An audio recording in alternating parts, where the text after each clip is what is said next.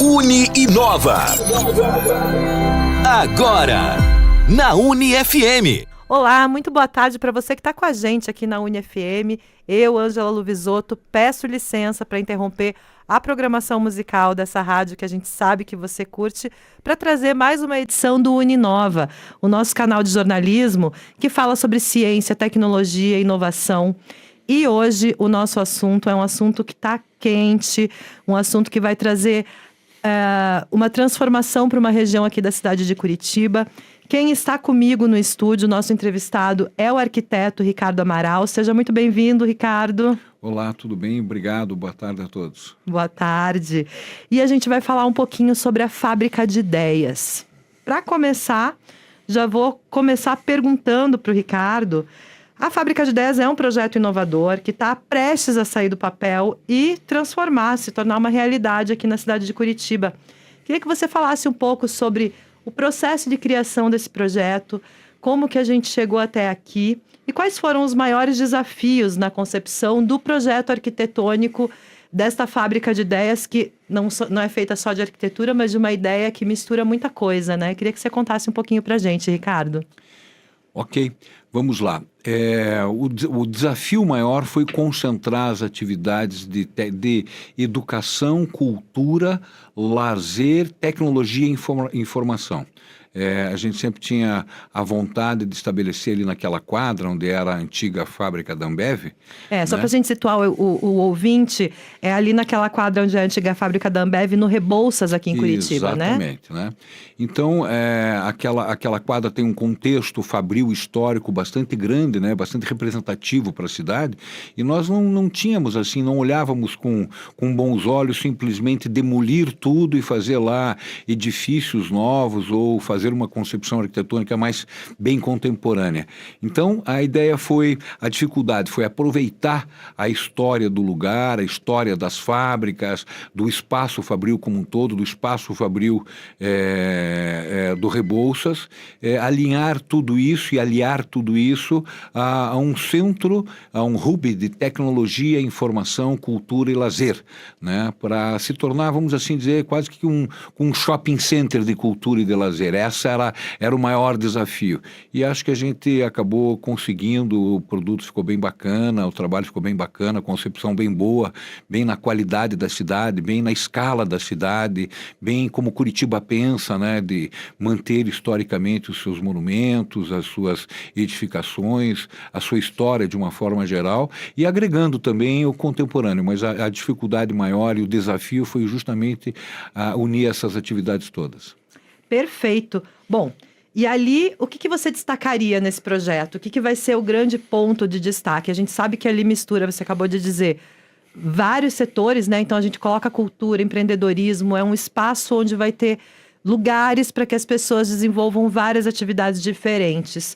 Qual é o ponto de destaque? Qual é a cereja do bolo desse projeto? Puxa vida, a cereja do bolo. Eu acho que a cereja do bolo foi justamente unir tudo isso, sabe? Foi justamente unir tudo isso. Por exemplo, foi resgatar algumas edificações ali, alguns volumes que já existiam historicamente da fábrica de 1938, que começou ali a história toda do local. Um dos edifícios, por exemplo, foi adequá-lo a um museu de arte contemporânea. Então, isso foi uma dificuldade bastante grande. São dois museus, né? São dois museus, exato. O de arte contemporânea, o MAC, e o de imagem do som. Perfeito. Né? E isso foi muito, além de desafiador, porque você está aproveitando, reciclando, retrofitando uma edificação antiga, né? Tentar colocar isso dentro de normas técnicas atuais, dentro dos padrões de segurança, de acessibilidade, de uns edifícios bastante antigos, mas que se tornarão aí representativos da cultura do Paraná, né? Hoje o MAC é um museu que tem mais de 2.000, 3.000 obras de artes, ele está em espaços muito reduzidos, o seu acervo técnico está muito judiado em função desses acervos, desses pequenos espaços de acervo. Então, acho que a integração dos dois museus foi bastante importante. E o desafio maior, e a cereja do bolo, vamos assim dizer, é o retrofit de tudo isso, né? Usar isso com qualidade, dentro de padrões atuais contemporâneos, mas usando as edificações lá existentes, antigas, vamos assim dizer. Perfeito. Você estava falando bastante do retrofit. Queria que você explicasse para o nosso ouvinte rapidamente o que significa essa técnica e contasse ali o que vai se aproveitar, a fachada daquele prédio, ou você utiliza também internamente elementos da fábrica que serão aproveitadas nessas novas edificações? Bom, retrofitar é você usar aí uma edificação um pouco mais antiga, não tão contemporânea, não tão moderna, não tão do presente, para algumas atividades novas e readequando circulações, espaços internos, aproveitando a volumetria e às vezes até restaurando os aspectos de fachada, eventualmente assim. Aquele prédio tem um valor arquitetônico grande? Eu diria que ele tem um valor muito simbólico, muito de simbologia. Ele representa o início da industrialização do estado do Paraná. Perfeito. Uma época muito, muito boa para a região, né? O bairro Rebouças foi um dos primeiros bairros industriais do Paraná e, com certeza, o primeiro bairro industrial de Curitiba. Depois, com o advento da cidade industrial de Curitiba, as indústrias acabaram passando para lá. E até hoje o bairro está retrofitando, né? Está fazendo com que as edificações antigas sejam utilizadas com novas técnicas e com novos espaços e novas necessidades e, ao mesmo tempo, sendo usada pelo povo, pela comunidade em geral, né? Então, o retrofitar é você realmente pegar um espaço mais antigo e tentar adequá-lo ao uso mais contemporâneo. Perfeito, que legal. E tem previsão para a obra? Essa obra deve durar bastante tempo, né, Ricardo? O projeto todo foi desenvolvido em duas grandes fases, né? De um lado, toda a parte de retrofit de algumas edificações antigas, onde vai acontecer os 2 museus e toda a área de tecnologia e de inovação, e uma área de alimentação também bastante boa, porque se espera um fluxo de pessoas e de usuários bastante significativo na região, né, e no local em si, e de um outro lado, um edifício mais contemporâneo, mais moderno, que vai agregar também espaços de tecnologia e inovação, mas aí já numa linguagem bem contemporânea, bem moderna. A ideia é colocar empresas de tecnologia ali, né? Sediadas ali, né? Para que tenha esse fluxo de movimento. Sem dúvida, né? Empresas de tecnologia das mais vastas áreas possíveis, da área fabril, da área econômica, da área financeira, econômica e financeira, da área industrial, enfim, várias áreas e vários setores das tecnologias dessas empresas usarão efetivamente esses espaços para desenvolver e haver uma conexão entre elas sobre o desenvolvimento tecnológico que elas estão desenvolvendo e, ao mesmo tempo, compartilhar isso com a comunidade e com o Estado de uma forma geral. Então, vai ter lá áreas públicas, áreas privadas, enfim, vai ser bem bacana essa movimentação. Joia! E eu dei uma olhada no seu trabalho e vi que você também tem um trabalho muito ligado às questões de sustentabilidade. Este projeto especificamente também tem uma pegada sustentável. Queria que você falasse um pouco sobre isso e contasse como é que foi desenvolver essas questões de sustentabilidade num projeto tão amplo. Não tenha dúvida, nós arquitetos, de uma forma geral, hoje temos um compromisso muito grande com a sustentabilidade, né? Eu diria que já não é mais um valor agregado de nenhum projeto, é um valor que deve vir naturalmente, né? E obrigatório, vamos assim dizer, né? Mas ele vem naturalmente e ele, obviamente, todo o edifício, ele vai ter uma característica toda de sustentabilidade, de acessibilidade, no que se refere à energia, no que se refere à água, no que se refere a controles de energia, controles de água também, e principalmente no que se refere aos espaços que são compartilhados com a comunidade para que ela possa também aprender as questões não somente da acessibilidade, mas principalmente como da sustentabilidade, né? Então ele será um grande complexo educativo de tecnologia e de inovação. Perfeito. E a gente estava falando um pouquinho antes, no bloco anterior, sobre a questão da região ali do Rebouças, né? Esse projeto deve trazer um impacto muito grande para aquela região. Qual é a sua expectativa com relação a isso? Você que conhece bem Curitiba, aquela região é uma região que por muitas vezes se tentou fazer alguma coisa para dar um up, vamos dizer assim. Esse projeto pode ser uma solução viável?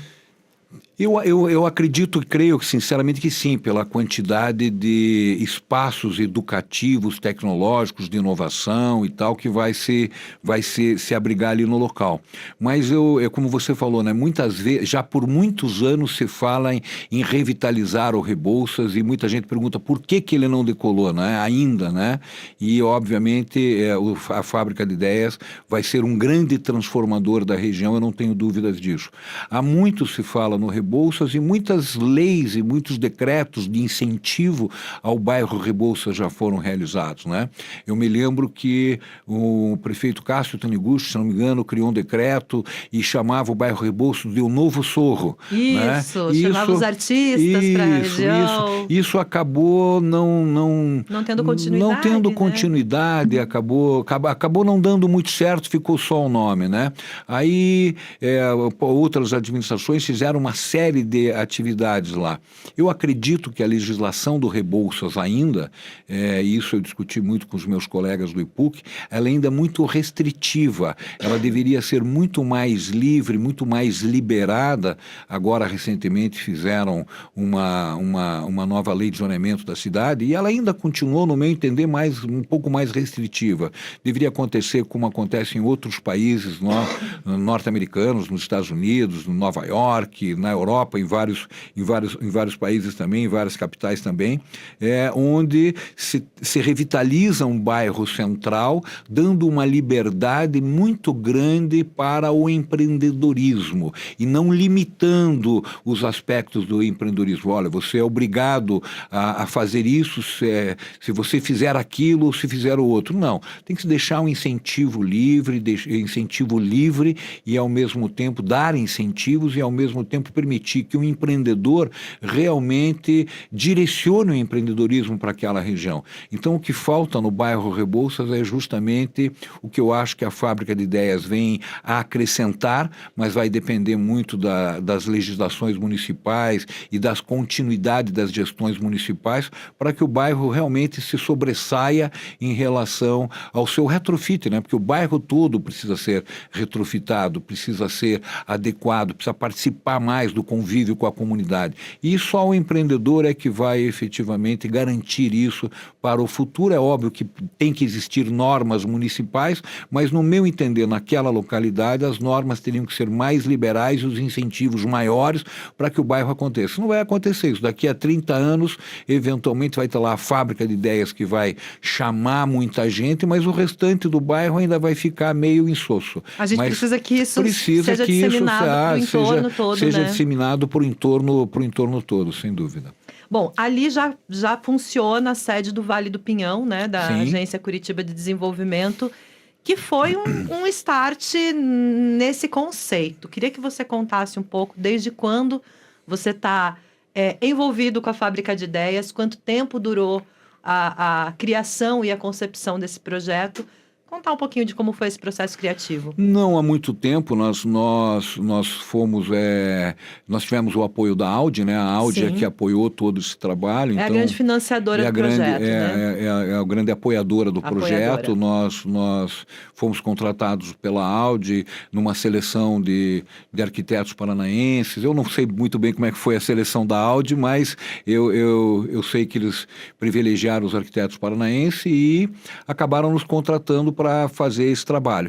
E nós estamos envolvidos aí há uns 90 dias, mais ou menos, um pouco mais, um pouco menos, uma equipe muito grande, uma equipe multidisciplinar de arquitetos. E já havia um briefing pré-definido. Já havia um briefing da Fábrica de Ideias, que é um briefing que eu acho que veio do governo do Estado para a Audi ou coisa que o valha, e dentro desse briefing aí a gente começou a discutir o programa de necessidades com a Secretaria de Educação, com a Secretaria da Cultura, com a Secretaria de Tecnologia e Inovação, com a Secretaria de Planejamento, aliás, a quem eu particularmente quero agradecer a esses secretários e a essas secretarias, porque foi uma equipe multidisciplinar que estabeleceu rapidamente um programa de necessidades e a gente, obviamente, teve o apoio de todos eles para poder desenvolver um trabalho até então tão pouco tempo, vamos assim dizer. Ricardo, a gente já falou bastante sobre esse projeto.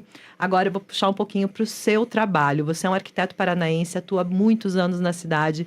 Queria que você falasse um pouco sobre as suas características e onde que você se encontrou nesse projeto. O que que o projeto da Fábrica de Ideias tem a ver com o arquiteto Ricardo Amaral? Eu acho que ele tem a ver com os cabelos brancos já, sabe? Né? A gente, como você bem falou, a gente tem uma equipe super multidisciplinar. Eu estou trabalhando como arquiteto já há mais de 40 anos, em vários setores, no setor do urbanismo, no setor de incorporação, do qual eu particularmente tenho uma paixão muito grande, trabalho bastante para os incorporadores de Curitiba e vários outros estados, e fizemos muitos projetos esportivos, muitos projetos culturais, muitas escolas, universidades. Sempre muito envolvido com a cidade, né, Ricardo? Bastante envolvido com a cidade também, embora grande parte do meu portfólio de projetos, de obras, seja fora de Curitiba, mas a gente sempre esteve envolvido em Curitiba. Eu sou daqui, nasci aqui, me formei aqui, todos os meus amigos e colegas trabalham na área de arquitetura, muitos deles foram dirigentes e hoje trabalham também no IPUC. A gente tem uma relação muito estreita, eu sempre tive uma relação muito estreita com particularmente quase todos os prefeitos que assumiram aqui a capital, desde Jaime Lerner ao Rafael Greca, que está aqui agora, a quem eu considero muito e acho que está fazendo um excelente trabalho. Então, Curitiba sempre teve excelentes prefeitos e a gente sempre teve a oportunidade de estar muito próximo deles, muito próximo das discussões com o Instituto de Pesquisa e Planejamento Urbano de Curitiba, com a Secretaria Municipal de Urbanismo. Então, é muito prazeroso, para mim é muito prazeroso projetar em Curitiba e fazer um trabalho dessa natureza, que eu sei que vai engrandecer não somente o estado do Paraná, mas enriquecer a cidade de Curitiba dentro do contexto do seu planejamento urbano, dentro da sua escala viária, dentro da sua escala de proporções iguais ao bairro, vamos assim dizer, e eu estou muito satisfeito em ter realizado esse trabalho. Muito obrigada, Ricardo. Bom, e é uma última perguntinha para a gente encerrar essa entrevista super bacana. Queria que você falasse um pouco sobre a sua expectativa depois da Fábrica de Ideias prontas. O que que você espera? Quando você concluiu o projeto, você falou: o meu propósito com esse projeto é esse. Qual foi o seu propósito com esse projeto? Olha, o meu pensamento é que ele tenha uma ótima gestão. Eu acho que essa gestão ela pode vir da área pública ou da área privada, mas ele tem que realmente ter uma ótima gestão e agregar os valores da indústria brasileira, do agronegócio brasileiro, principalmente do Paraná, para que isso possa se disseminar e possa ser um formador não só da cultura, da inovação e da tecnologia, mas também uma área de integração total dessas atividades para os paranaenses de uma forma geral. Então, o meu sonho é ver ele assim com 2.000, 3.000, 4.000 pessoas por semana, dentro de todos aqueles espaços, curtindo as artes, curtindo a tecnologia, a inovação, discutindo entre si, tendo 1.000 palestras que possam ser relacionadas aos vários temas, desde a cultura, a tecnologia, a informação. Esse é o meu grande sonho, mas isso ainda está um pouquinho distante, porque ele agora sai do papel, vai eventualmente para uma licitação de obras no governo do estado, que eu não sei, a gente nunca não sabe bem como é que isso acontece, não é bem a minha área. Depois tem a obra, que eu acho que deve durar uns 2 anos, como eu te falei, ela será basicamente em 2 fases, então ele vai funcionar antes da sua inauguração plena, no meu entender, se seguirem o planejamento de obras como a gente elaborou o planejamento de todos esses anteprojetos, mas o meu sonho é ver a cidade de Curitiba e o estado do Paraná voltando a ir ao bairro Rebouças, aproveitando o bairro e aproveitando todo esse clima de cultura, de inovação, de tecnologia que a Fábrica de Ideias irá fornecer para todos nós. Muito obrigada, Ricardo, pelo seu tempo, pela sua presença. É um prazer recebê-lo aqui no estúdio da UniFM. A gente vai conversar muito mais ainda sobre esse projeto e a nossa expectativa é a mesma que a sua, então tomara que a Fábrica de Ideias seja um sucesso e atraia os curitibanos para lá, para as mais diversas atividades e que isso gere um desenvolvimento bacana ali para a região. Obrigada pela sua participação. Obrigado a você e a todos os ouvintes.